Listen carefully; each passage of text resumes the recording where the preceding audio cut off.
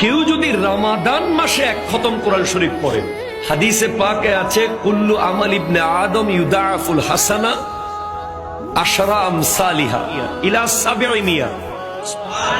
বান্দার আমল এর সওয়াব আল্লাহ তাআলা 10 গুণ থেকে 70 গুণ বাড়িয়ে দেন। কয় গুণ? 70 গুণ। ইল্লা সওমা, আল্লাহু আকবার, জোরে বলেন। রমাদান ব্যতীত অন্য টাইমে বান্দার প্রতিটা নেক কাজের সওয়াব 10 গুণ থেকে 70 গুণ বাড়তে পারে। যদি 10 গুণ বাড়ে 33,07,090। যদি এক হরফে 10টা করে নেকি হয়, সুবহানাল্লাহ, জোরে বলেন।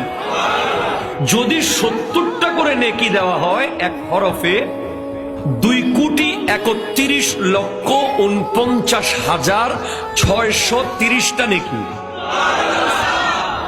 যদি এক অক্ষরের জন্য 70টা করে সওয়াব দেওয়া হয়, তাহলে আপনার সওয়াবের পরিমাণ হবে এক খতম কোরআন শরীফ পড়ার কারণে 2,31,49,630টা নেকি।